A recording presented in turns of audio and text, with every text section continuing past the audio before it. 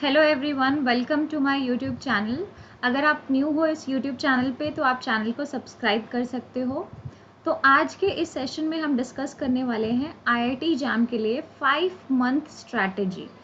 सो आपकी 5 मंथ की क्या स्ट्रैटेजी होनी चाहिए उसके लिए हम डिस्कस करेंगे सारे जितने भी आपके टिप्स होंगे उनको। तो सबसे पहले टुडे इज़ 1 सितंबर एंड आपका जो आईआईटी जैम का एग्ज़ाम है वो होता है फरवरी में। तो अभी आपके पास आज 1 सितंबर है, तो सितंबर, अक्टूबर, नवंबर, दिसंबर एंड जनवरी, तो आपके पास 5 मंथ हैं अभी, ठीक है। बट इसमें से आपको 5 मंथ से -1 करना है, दैट इज आपके पास अभी प्रिपरेशन के लिए 4 मंथ ही हैं, ठीक है। ऐसा क्यों? क्योंकि ये जो जनवरी का मंथ है इसको हम यूटिलाइज करेंगे for the revision part, test series etcetera. तो आप अभी जो प्लान आउट करोगे वो 4 मंथ के लिए प्लान आउट करोगे, ठीक है। तो 1 मंथ तो आपके पास होना ही चाहिए for the question part, previous year question, revision. इतना वास्ट सिलेबस है कि आपको रिवीजन के लिए 1 महीना चाहिए ही चाहिए। ओके, तो फर्स्टली सबसे पहला जो पार्ट है वो है एनालाइज द सिलेबस। तो मैं सबसे पहली चीज़ आपको बोलूँगी कि किसी भी एग्ज़ाम की प्रिपरेशन स्टार्ट करने से पहले आपको उसके सिलेबस को एनालाइज करना चाहिए। अगर अभी तक कोई भी स्टूडेंट ऐसा है जिसके पास सिलेबस नहीं है, उसने सिलेबस नहीं डाउनलोड किया है, तो पहले आपको सिलेबस देखना चाहिए। आपको अच्छे से थरली सिलेबस को एनालाइज करना है एंड उसके बाद आपको सबसे इम्पॉर्टेंट क्या करना है, स्ट्रिक्टली फॉलो दी सिलेबस। देखो, आईआईटी जैम का सिलेबस छोटा नहीं है, आईआईटी जैम का सिलेबस अपने आप में काफ़ी ह्यूज है, ठीक है। सो स्ट्रिक्टली फॉलो दी सिलेबस। क्यों? क्योंकि सिलेबस एक्चुअली में बहुत ह्यूज है, काफ़ी बड़ा सिलेबस है आईआईटी जैम का। तो आपको एक्स्ट्रा चीज़ें पढ़ने की बिल्कुल भी रिक्वायरमेंट नहीं है, ठीक है। एक्स्ट्रा चीज़ें से क्या मतलब हुआ कि जो सिलेबस में मेंशन किया गया है बस आपको उतना ही पढ़ना है, क्योंकि अभी टाइम भी कम है, सिर्फ 5 महीने हैं, जिसमें से आप 1 महीने तो रिवीजन में दे दोगे, तो बचे कितने, 4 महीने। इन 4 महीनों में सिलेबस कंप्लीट करना भी, जो बहुत सारे स्टूडेंट ऐसे होंगे जिनका 30% हुआ होगा, बहुत सारे स्टूडेंट ऐसे होंगे जिनका 50% कंप्लीट हुआ होगा, और कुछ ऐसे भी स्टूडेंट होंगे जिनका 80 to 90% कंप्लीट हो गया होगा सिलेबस। तो 5 मंथ जो आपको मिल रहे हैं ना, उसमें आपको कोई भी एक्स्ट्रा चीज़ नहीं पढ़नी है। आपको एग्ज़ाम ओरिएंटेड होना है। जब भी आप किसी एग्ज़ाम के लिए प्रिपेयर कर रहे हो तो आप एग्ज़ाम ओरिएंटेड रहो, ठीक है। जो भी सिलेबस में मेंशन्ड है बस उसको पढ़ना है, उससे ना ज़्यादा ना उससे कम, ठीक है। तो ये वाली चीज़। और एक चीज़ मैं आपको बता देती हूँ कि सिलेबस जो है आईआईटी जैम का, अगर आपको उस पर वीडियो चाहिए तो मुझे कमेंट सेक्शन में लिख देना, मैं उस पर एक अलग से वीडियो बना दूंगी, ठीक है। वाई? बिकॉज आप अगर सिलेबस को देखोगे तो फिजिकल, इनऑर्गेनिक, ऑर्गेनिक के लिए सिलेबस दिया हुआ है, जिसमें बहुत सारे ऐसे टॉपिक्स हैं जो आपको स्पेसिफिकली मेंशन्ड नहीं होंगे, और कुछ टॉपिक्स ऐसे भी हैं जो आपका सिलेबस रिवाइज्ड हुआ है तो ऐड भी हुए हैं, लाइक लिक्विड स्टेट। तो यहाँ पे कुछ आपके टॉपिक्स हटे भी हैं, लाइक बेसिक मैथमेटिकल कंसेप्ट जो पहले था अब नहीं है। तो अगर आपको सिलेबस पे वीडियो चाहिए तो मुझे बता देना। तो आप इक्विलिब्रियम लिखा हुआ देखते हो सिलेबस में, तो ये इक्विलिब्रियम एक अकेला एक टॉपिक नहीं है, ये आपका फेज इक्विलिब्रियम, आयनिक इक्विलिब्रियम और केमिकल इक्विलिब्रियम में डिवाइडेड है। तो ऐसे बहुत सारी चीज़ें हैं, इसीलिए आपको एक बार अच्छी तरह सिलेबस को एनालाइज करना है, ठीक है। आपको क्वांटम केमिस्ट्री भी दिखेगी लिखी हुई अंदर ही, तो सिलेबस को अच्छे से देखोगे और फिर आगे बढ़ोगे। नेक्स्ट पॉइंट यहाँ पे ये है कि जब आप सिलेबस देख रहे हो और आपने सिलेबस पूरा अच्छे से देख लिया, सारे टॉपिक्स मार्क कर लिए हैं, सब टॉपिक्स डिवाइड कर लिए हैं, आपको देखना ये है कि आप मल्टीपल स्टडी मटेरियल फॉलो नहीं करोगे, ठीक है। उसका रीज़न क्या है कि अभी के टाइम पे अगर मैं आपको बोलूँ तो बिकॉज हर जगह इतने स्टडी मटेरियल हैं, इतने सारे नोट्स आपको ऑनलाइन मिल जाएंगे, आपको पीडीएफ फॉर्म में इतने सारे असाइनमेंट, बहुत सारी चीज़ें मिल जाएंगी। तो student get attracted to these things कि अच्छा, मुझे यहाँ पे फेज इक्विलिब्रियम का पूरा मिल गया स्टडी मटेरियल। तो don't go for multiple study material, ठीक है। आप 10 स्टडी मटेरियल से नहीं पढ़ सकते। ये एक बहुत रॉन्ग अप्रोच होती है किसी भी एग्जाम को प्रिपेयर करने के लिए। मल्टीपल स्टडी मटेरियल फॉलो नहीं करने हैं आपको, 10 स्टडी मटेरियल फॉलो नहीं करने हैं। आप कोई एक स्टडी मटेरियल लो, और आप स्टडी मटेरियल कैसे ले सकते हो, तो आप अगर कोई कोचिंग में पढ़ रहे हो तो दैट इज़ फाइन। अगर आप सेल्फ स्टडी कर रहे हो तो आप खुद से बुक से नोट्स प्रिपेयर कर रहे हो। तो एक ही स्टडी मटेरियल को, एक मटेरियल को ही 10 बार पढ़ो, ये आपके लिए वर्क करेगा, ठीक है। 10 टाइम्स एक ही चीज़ को पढ़ो जो आपके पास है, अलग अलग पढ़ोगे तो कन्फ्यूजन बढ़ जाएगी, ठीक है। Okay, next tip is analyse the previous year question. तो आपको प्रीवियस ईयर क्वेश्चन पेपर को एनालाइज करना है। उसका रीज़न क्या है? सेकंड पॉइंट ये इसलिए है क्योंकि अगर आपने सिलेबस देख लिया है और आप आईआईटी जैम के लिए प्रिपेयर कर रहे हो तो आपको आईआईटी जैम का लेवल पता होना चाहिए। लेवल क्या है, क्वेश्चन का लेवल क्या होगा, कैसे क्वेश्चन आते हैं हर टॉपिक से, ये आपको पता होना चाहिए। किस टॉपिक से कितने क्वेश्चन आते हैं, ठीक है। तो आपको टॉपिक का वेटेज भी पता होना चाहिए कि किस किस टॉपिक से कितने कितने क्वेश्चन आते हैं। तो आपको पता है कि फिजिकल केमिस्ट्री में केमिकल काइनेटिक्स, इलेक्ट्रोकेमिस्ट्री, थर्मोडायनेमिक्स, ये सारे स्कोरिंग टॉपिक्स होते हैं। छोटे छोटे टॉपिक्स भी बहुत इंपॉर्टेंट होते हैं, लाइक सरफेस केमिस्ट्री, उससे बहुत छोटा सा टॉपिक है बट उससे क्वेश्चन ज़रूर आता है। इनऑर्गेनिक में coordination is very important, highly weight वाला टॉपिक है, उसका वेटेज काफ़ी हाई है। Then main group chemical bonding. तो आपको टॉपिक का वेटेज पता चलेगा कि किस टॉपिक से किस टाइप के क्वेश्चन आ रहे हैं, level of question and marks distribution भी आपको पता चलेगा, ठीक है। तो ये वाली चीज़ आपको देखनी है by analysing the previous year question, ठीक है। अब आपको पता है कि आईआईटी जैम का एग्ज़ाम का लेवल क्या है, आपने क्वेश्चन देख लिए हैं कि इस टाइप के क्वेश्चन पूछे जाते हैं। तो आप जितने भी स्टूडेंट्स हो ना, जब आप क्वेश्चन सॉल्विंग पे जाते हो तो सबसे मस्ट होता है प्रीवियस ईयर क्वेश्चन सॉल्व करना। बहुत सारे स्टूडेंट क्या करते हैं, वो गेट के भी पेपर उठा कर सॉल्व करते हैं, वो CSIR नेट के भी पेपर सॉल्व करते हैं, वो जेई के भी करते हैं। That is fine. ये जो आप सॉल्व कर रहे हो पेपर जैम के साथ साथ एक्स्ट्रा में, ये आप तभी करोगे जब आपने जैम का पेपर सॉल्व कर लिया है। तो आप प्रैक्टिस के लिए इनको भी कर सकते हो, इंक्लूडिंग CUET एंड DU, ठीक है।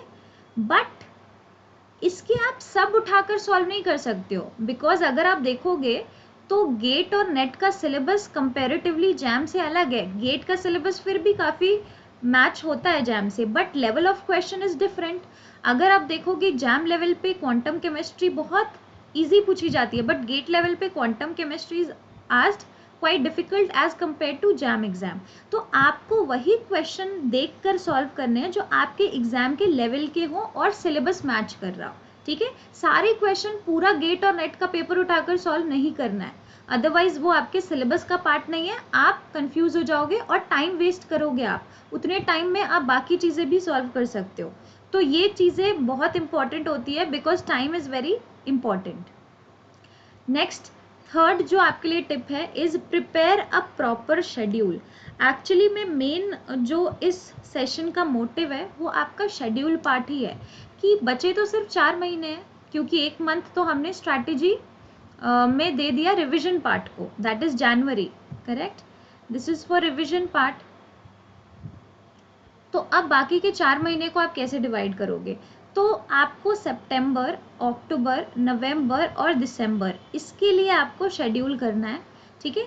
तो आपको अपने अकॉर्डिंग देखो, आपका कोई भी शेड्यूल कोई भी दूसरा इंसान नहीं बना सकता है, ना मैं बना सकती, ना आपका फैमिली मेम्बर कोई बना सकता है, ना ही कोई फ्रेंड बना सकता, क्योंकि आपके अलावा किसी को नहीं पता है कि आपकी जो प्रिपरेशन है ना वो किस लेवल की चल रही है, ठीक है।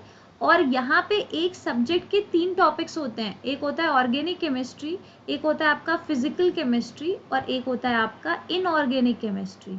तो आपको पता है कि इसमें से आपका वीक पार्ट कौन सा है, आपका स्ट्रॉन्ग पार्ट कौन सा है।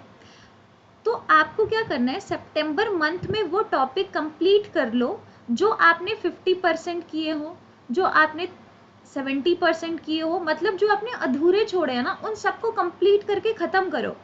फिर आगे बढ़ो, एक एक पोर्शन ऑफ द टॉपिक आपका कंप्लीट हो जाएगा सितंबर एक मंथ में, ठीक है। फिर अक्टूबर से प्लान आउट करो कि आपको कितने टॉपिक कंप्लीट करने हैं, मेंशन्ड करके टॉपिक के नाम तब आपको लिखना है, और इतने के बीच आपको सिलेबस कैसे कंप्लीट करना है।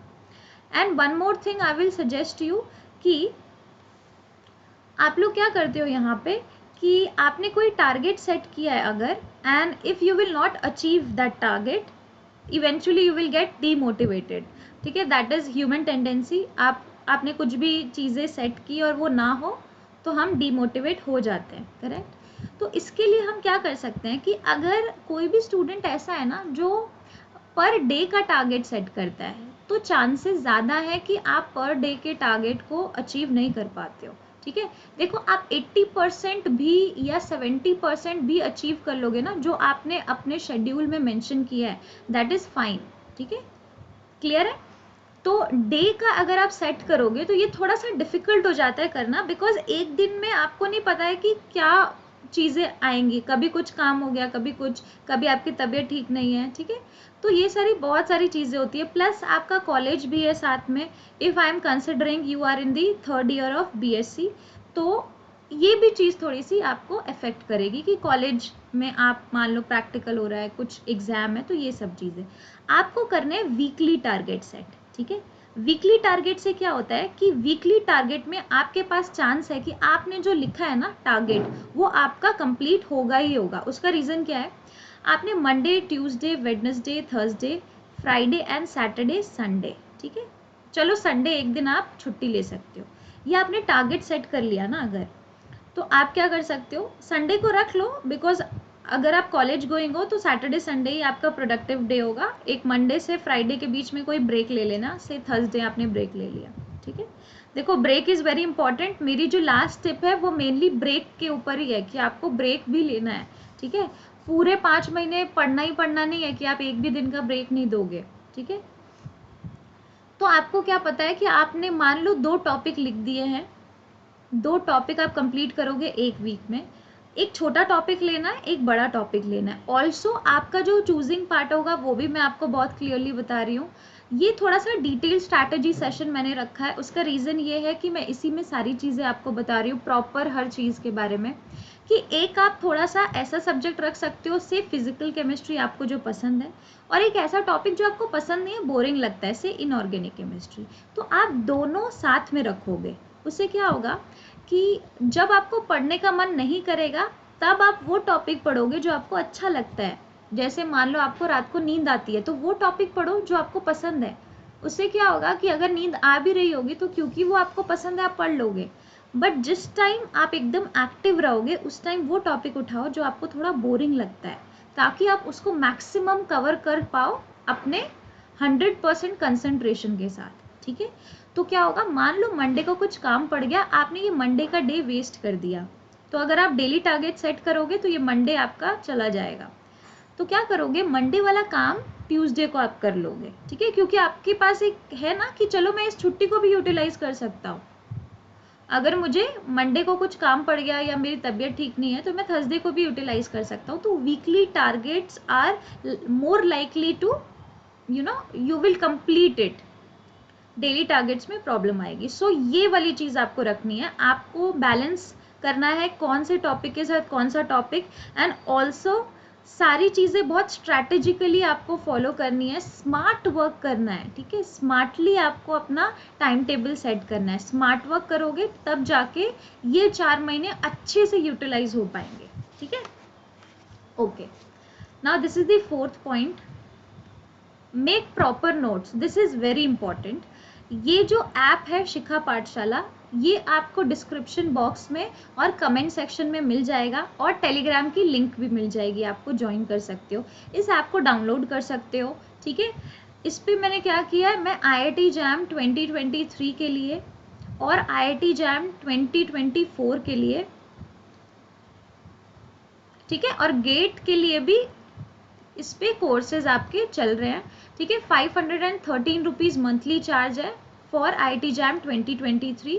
आप ज्वाइन कर सकते हो, physical, inorganic, organic chemistry with assignment and assignment solution test series, ऐसा ही दिस इज IIT JAM 2024, ठीक है। तो 2024 का भी मंथली प्राइस है, तो आप ज्वाइन कर सकते हो। आप जाकर चेक कर सकते हो सारे कोर्सेज, इंडिविजुअली भी आप ले सकते हो, इनऑर्गेनिक का अलग से कोर्स एंड ऑर्गेनिक का अलग से कोर्स, ठीक है।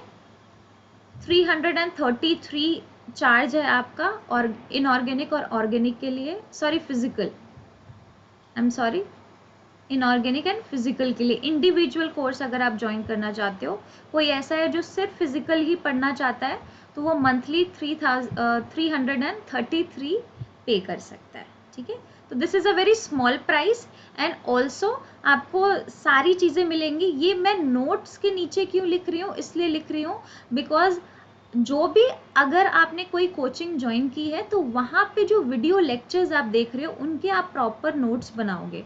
लाइक फॉर माई साइड, मैं इस ऐप पर जो भी वीडियोस अपलोड कर रही हूँ और डाल रही हूँ, उसके अलावा आपको कोई भी बुक फॉलो करने की ज़रूरत नहीं है। आप प्रॉपर नोट्स बनाओगे बिकॉज नोट्स बहुत हेल्प करते हैं फॉर रिविजन पार्ट, ठीक है। वो नोट्स हेल्पफुल कैसे हैं, आपको कैसे पता चलेगा कि आपके जो नोट्स हैं वो इफेक्टिव नोट्स हैं, ठीक है। फॉर एग्जाम्पल आपने जाकर इनऑर्गेनिक केमिस्ट्री का 333 रुपीज़ का मंथली, एक मंथ का ले लिया सब्सक्रिप्शन, तो वहाँ पे क्या होगा कि आप जो नोट्स बना रहे हो, से मैंने अभी बेसिक इनऑर्गेनिक केमिस्ट्री पढ़ाई और मैंने पढ़ाया आपको, अभी पढ़ाऊंगी मेन ग्रुप केमिस्ट्री, तो आपको क्या करना है, वो नोट्स अपनी कॉपी में लिखने हैं और इफेक्टिव नोट्स हैं या नहीं वो चेक करने का तरीका है कि प्रीवियस ईयर क्वेश्चन बनाओ। अगर प्रीवियस ईयर क्वेश्चन बन रहे हैं मतलब कि वो नोट्स आपके लिए इफेक्टिव हैं। अगर प्रीवियस ईयर क्वेश्चन ही नहीं बन रहे मतलब वो टॉपिक वहाँ पर लिखा ही नहीं है। तो नोट्स को प्रॉपर, चाहे वो फिजिकल केमिस्ट्री हो, चाहे वो इनऑर्गेनिक केमिस्ट्री हो, चाहे वो ऑर्गेनिक केमिस्ट्री हो, specially I will put more emphasis on inorganic chemistry, ठीक है, क्योंकि वो आपको डेली बेसिस पे या वीकली बेसिस पे रिवाइज भी करनी रहती है, काफ़ी याद करने वाली चीज़ें रहती हैं। Okay, so fifth point is make short notes, ठीक है। तो शॉर्ट नोट्स मैं क्यों बोल रही हूँ यहाँ पे, शॉर्ट नोट्स इसलिए बोल रही हूँ कि शॉर्ट नोट्स बोलो, फॉर्मूला बुक बोलो, चीट शीट बोलो, ठीक है, या फिर आप माइक्रो नोट्स बोलो, कुछ भी आप बोल लो। आप जब लास्ट में रिवीजन करते हो ना, तो आप में से कोई भी ऐसा स्टूडेंट नहीं है जिसने से main group chemistry vast topic है ना, अगर मैं मेरे वीडियो से आप मेन ग्रुप केमिस्ट्री बनाओगे तो 50 से 70 पेजेस के आपके नोट्स बनेंगे से, ठीक है, इतने बन गए। तो क्या किसी के लिए पॉसिबल है 50 to 70 पेज को रिवाइज करना? वो भी आपको एक बार रिवाइज नहीं करना है, 2 से 3 बार मल्टीपल रिविजन चाहिए ताकि चीज़ें याद रहें। तो उसके लिए माइक्रो नोट्स इज इम्पॉर्टेंट।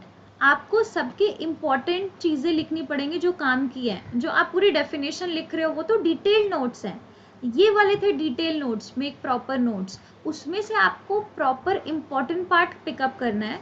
तो कोई भी स्टूडेंट अगर रिविजन तभी कर पाएगा जब वो चीट शीट या शॉर्ट नोट्स या माइक्रो नोट्स से पढ़ रहा हो।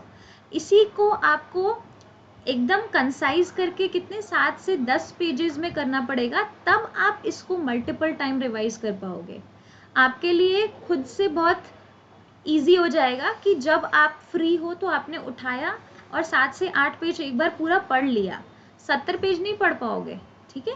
तो ये शॉर्ट नोट्स बहुत हेल्प करता है कि आपका रिविजन जो है वो बढ़ जाएगा काफ़ी टाइम, अदरवाइज 70-80 पेज उठाने का किसी का मन नहीं करेगा, है ना। ओके, सो ये बहुत इम्पॉर्टेंट पार्ट है, सारे पॉइंट्स बहुत इम्पॉर्टेंट है, ठीक है। तो यहाँ पे this is the 6th point, question solving is must. तो हम बात कर रहे हैं ना न्यूमेरिकल की। आप में से ना मैक्सिमम स्टूडेंट ऐसे हैं, सिर्फ फिजिकल की बात नहीं कर रही हूँ, इनऑर्गेनिक और ऑर्गेनिक भी, फिजिकल तो मोस्टली काफ़ी इंपॉर्टेंट है न्यूमेरिकल के बेसिस पे, फिजिकल केमिस्ट्री की थ्योरी पे अगर कोई बहुत ज़्यादा एम्फेसिस कर रहा है कि बहुत ज़्यादा फोकस्ड है थ्योरी को लेके, तो आपका कुछ नहीं होगा। I am clearly saying this because अगर आप थ्योरी सिर्फ पढ़ रहे हो और सिर्फ थ्योरी से अच्छे से नोट्स बना रहे हो, फिर आपने माइक्रो नोट्स भी बना लिए और उनको अच्छे से रिवाइज भी कर लिया, 10 बार भी रिवाइज कर लिया, लेकिन अगर आपने इसको अप्लाई नहीं किया है न्यूमेरिकल्स में, तो आप अच्छी रैंक सिक्योर नहीं कर सकते। उसका रीज़न क्या है कि जो आपने थ्योरी पढ़ी है उसको आपको अप्लाई करना पड़ेगा। और यहाँ पे एक और सीक्वेंस मैं आपको बता देती हूँ कि student often tends to break the sequence. वो क्या करते हैं कि आपने जो टारगेट सेट किया है ना, अभी मैंने जो आपको सेकेंड या थर्ड पॉइंट शेड्यूल का बताया था, थर्ड पॉइंट शेड्यूल वाला, उसमें अगर आप अपना वीकली टारगेट सेट कर रहे हो ना, तो उस वीकली टारगेट में जो 2 टॉपिक आपने डाले हैं, मान लो एक बड़ा टॉपिक डाला, एक छोटा टॉपिक, से मेन ग्रुप केमिस्ट्री आपने डाल दिया और आपने उसके साथ इनऑर्गेनिक के साथ फिजिकल ले लिया, दैट इज सरफेस केमिस्ट्री, ठीक है, छोटे के साथ एक बड़ा ले लिया। तो ये दोनों के रिवीजन भी कंप्लीट होने चाहिए टारगेट में। इसका आपका न्यूमेरिकल भी, प्रीवियस ईयर क्वेश्चन सब, ऐसा नहीं कि थ्योरी पहले करेंगे 3 महीने में, फिर 1 महीने में क्वेश्चन करेंगे, सब भूल जाओगे, फिर से सारी चीज़ें न्यू लगेंगी। तो एक बार पूरा कंप्लीट करो, फिर उसको क्वेश्चन के साथ रिवाइज करना, ठीक है। तो question solving is very important. Set deadline, ठीक है। डेडलाइन मैंने ऐसे यहाँ पे क्यों लिखा है कि अगर आपने किसी भी चीज़ की डेडलाइन सेट नहीं की है तो चांसेस हैं कि आप उन सारी चीज़ों को पोस्टपोन कर दोगे, ठीक है। आज नहीं कल करेंगे, प्रोक्रेस्टिनेशन पार्ट जो सबके अंदर होता है कि आज नहीं कल, कल नहीं परसों, ऐसे करते रहोगे। अगर आपने किसी चीज़ की सेट कर दी है ना डेडलाइन, तो अगर वो कंप्लीट नहीं होगा तो आपके अंदर थोड़ा सा गिल्ट ज़रूर आएगा। देखो, इस पॉइंट ऑफ टाइम पे किसी भी एग्ज़ाम की प्रिपरेशन करते time you should not be stressed, but थोड़ा सा प्रेशर आपके ऊपर होना चाहिए, थोड़ा सा गिल्ट फैक्टर भी आना चाहिए। अगर आप टाइम वेस्ट कर रहे हो, अगर आप सोशल मीडिया पे बहुत ज़्यादा एक्टिव हो, बहुत ज़्यादा टाइम स्पेंड करते हो, तो गिल्ट फैक्टर भी होना चाहिए, बिकॉज आप अगर अपना 100% नहीं दे रहे हो तो then you cannot blame anyone else or the situation or your luck, ठीक है। तो ये चीज़ होती है। तो डेडलाइन सेट करना इज़ वेरी वेरी इंपॉर्टेंट। उसका मैं आपको एक रीज़न बताती हूँ कि अगर आपने किसी चीज़ की डेडलाइन सेट नहीं की है ना, तो वो पार्ट कंप्लीट कभी होगा ही नहीं, ठीक है। अगर आप कैजुअली डेली उठ के कोई कैजुअली पढ़ता है बिना रूटीन के, तो वो अपने मन का कर रहा है कि एक चैप्टर 1 महीने में भी कंप्लीट हो सकता है, आधे आधे करके उसने 5 चैप्टर छोड़े हुए हैं। तो बहुत सारे स्टूडेंट इससे रिलेट कर पा रहे होंगे, because you know everyone is having a student life और सबकी लाइफ अलग अलग होती है ना। तो ऑर्गेनिक का कोई चैप्टर उठाया जो थोड़ा सा डिफिकल्ट लगा, उसको छोड़ दिया। तो ऐसा होता है जब आपने डेडलाइन सेट नहीं की होती है, ठीक है। तो आपको सेट तो करनी पड़ेगी डेडलाइन, तभी चीज़ें कंप्लीट होंगी टाइम पे प्रॉपरली। अब वो कैसे होंगी, तो उसके लिए आपको कंसिस्टेंट भी रहना पड़ेगा, ठीक है। वो आपका दूसरा नेक्स्ट पॉइंट है, that is 9th point. 8th point पे बात करते हैं, that is revision is must. ये एक ऐसी चीज़ है कि अगर आपने फुल सिलेबस कंप्लीट कर लिया ना, अगर आपने फुल सिलेबस भी कंप्लीट कर लिया फिर भी, और कोई ऐसा है जिसने 70% या 65% सिलेबस कंप्लीट किया है, ठीक है, और कोई ऐसा है जिसने फुल सिलेबस कंप्लीट किया, अगर इसने एक बार भी रिवीजन नहीं किया, ठीक है, इसका रिवीजन 0 है, और इसने पूरा जो 70% पढ़ा था उसको अच्छे से रिवाइज किया है, तो चांसेस इसके ज़्यादा है 70% सिलेबस वाले के to get selected in IIT JAM. उसका रीज़न समझ में आ रहा है? आप कितना भी पढ़ लो, अगर ये ह्यूमन ब्रेन है, अगर आप रिवाइज नहीं करोगे तो आप चीज़ें भूलोगे। सब लोग भूलते हैं। अगर आपको लगता है कि एजुकेटर कोई है तो वो चीज़ें नहीं भूलता, वो इसलिए नहीं भूलता है, हम इसलिए चीज़ें नहीं भूलते हैं क्योंकि I have taught 2020 IIT jam batch, 2021 को मैंने पढ़ाया, 2022 को पढ़ाया, अब मैं 2023 को पढ़ा रही हूँ।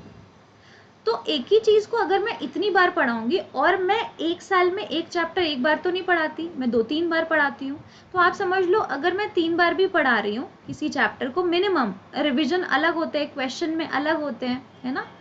तो आप ये देख रहे हो कि ये ही चीज़ को अगर मैं एक चीज़ को 12 बार पढ़ा रही हूँ, तो आपको पता है कि कोई चीज़ पढ़ने में और कोई चीज़ को पढ़ाने में ह्यूज डिफरेंस होता है।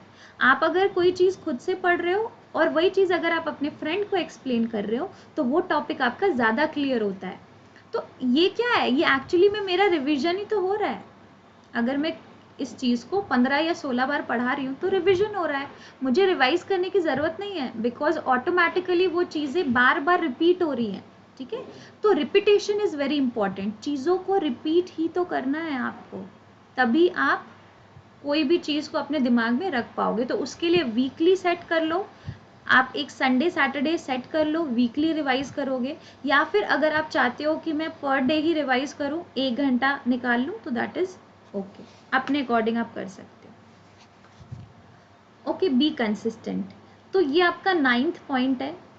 कंसिस्टेंसी या रेगुलरिटी बहुत इंपॉर्टेंट है, बी रेगुलर और बी कंसिस्टेंट। उसका रीज़न क्या है, तो यहाँ पे मैंने आपको वही बोला कि एक स्टूडेंट है जो मंडे को कुछ नहीं कर रहा, ट्यूसडे को कुछ नहीं कर रहा, वेडनेसडे को कुछ नहीं कर रहा, थर्सडे कुछ नहीं कर रहा, वो फ्राइडे सैटरडे संडे क्या करता है, अचानक यहाँ 5 घंटे पढ़ लिया, यहाँ 8 घंटे पढ़ लिया, फिर संडे को कुछ नहीं किया।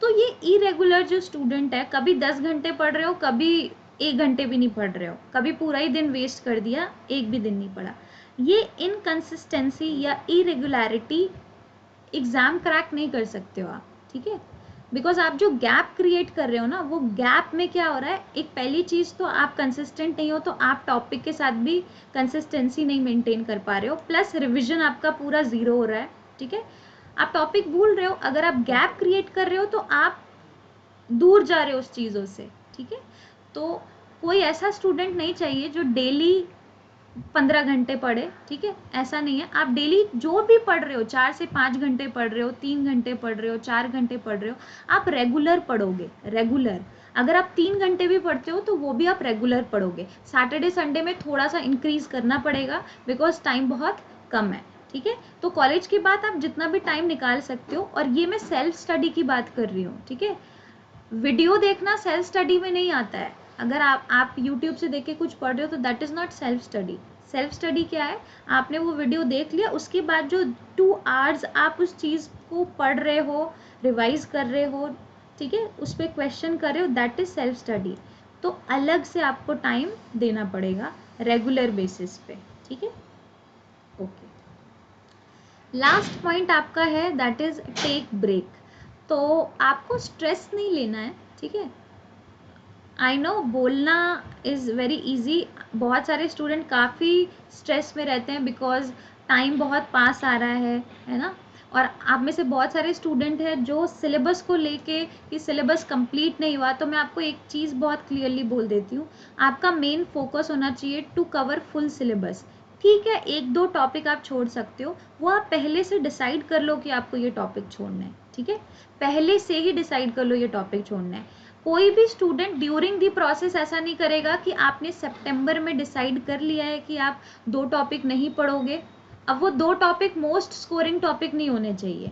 ठीक है, इतना तो ध्यान रखना है ना कि वो ऐसे टॉपिक नहीं होने चाहिए। मीडियम टॉपिक कोई ले लो, या फिर कोई ऐसा टॉपिक कि जो आपको बिल्कुल भी नहीं समझ में आ रहा है, आपका बहुत ही वीक एरिया है, वो बार बार पढ़ने के बाद भी उसके न्यूमेरिकल करेक्ट नहीं हो रहे, तो you can skip that. If I am saying equilibrium आपका 3 पार्ट में डिवाइडेड है, जिसमें आपको लगता है कि chemical equilibrium is a bit tricky part, तो आप उसको स्किप कर सकते हो, कोई प्रॉब्लम नहीं है। उसके चांसेस ऐसा है कि कभी आ भी सकता है उससे क्वेश्चन, नहीं भी आ सकता है। ठीक है, तो ऐसे कर सकते हो आप skip, but try to cover full syllabus. आपका मेन एम होना चाहिए कवर फुल सिलेबस। ठीक है, ये टारगेट लेके, और ये जितने भी 10 पॉइंट्स हैं उन सब पे आपको ध्यान रखना है। आपको बीच बीच में ब्रेक लेना है, and also one more important thing is sleep से कॉम्प्रोमाइज़ नहीं करना है। ठीक है, आप ऐसा नहीं है कि आप 10-12 घंटे सो रहे हो, आप जितने भी घंटे सो रहे हो आप प्रॉपर उतने घंटे मेंटेन करो, ऐसा नहीं कि आप 3 घंटे सो रहे हो। ठीक है, तो स्लीप से कॉम्प्रोमाइज़ नहीं करना है। आपको कॉम्प्रोमाइज़ किससे करना है, जो आप अभी कर रहे हो उससे कॉम्प्रोमाइज़ करना है। ठीक है, स्क्रोलिंग, ठीक है, इंस्टाग्राम रील्स, ये सारी चीज़ें हैं ना, इस पे जो टाइम जाता है ना, सबका जाता है, ऐसा नहीं है सिर्फ आपका जाता है। ठीक है, सबका जाता है, तो उसी को कट ऑफ करना है। स्लीप से टाइम कट ऑफ नहीं करना है, ठीक है। स्लीप प्रॉपर, आप जो 6-7 घंटे सो रहे हो उसको आप रखो। सो आई होप आपको ये सारी टिप्स काफ़ी हेल्प करेंगी। आई होप आपको ये वीडियो भी अच्छा लगा होगा। तो सारे टिप्स को अपने जितना भी रूटीन आप फॉलो कर रहे हो, make proper routine and be consistent, उसको फॉलो करो। एंड ऑल्सो जितने भी फ्री वीडियोस अपलोड होंगे उसकी लिंक आपको टेलीग्राम पे मिल जाएगी, तो आप टेलीग्राम का चैनल ज्वाइन कर सकते हो, ठीक है। मैंने पिन कर दिया है कमेंट बॉक्स में, आप देख सकते हो, और डिस्क्रिप्शन बॉक्स में भी। और आप ऐप को डाउनलोड कर सकते हो, that is Shikha Pathshala. This is the app जिसमें IIT जैम के कोर्स आप ज्वाइन कर सकते हो in minimal price, I think 513 rupees में, अगर मंथली आप ज्वाइन कर रहे हो, जिसमें फिजिकल, इनऑर्गेनिक, ऑर्गेनिक सब है, तो दैट इज़ मिनिमम प्राइस, ठीक है। तो आप जब चाहो तब आप इस कोर्स को ज्वाइन कर सकते हो। डेली वीडियोस इसमें आपको मिलती रहेंगी एंड डाउट क्लियरिंग सेशन आपके लाइव होते हैं, ठीक है, ऐप पर मंडे, वेडनेसडे, फ्राइडे। ओके।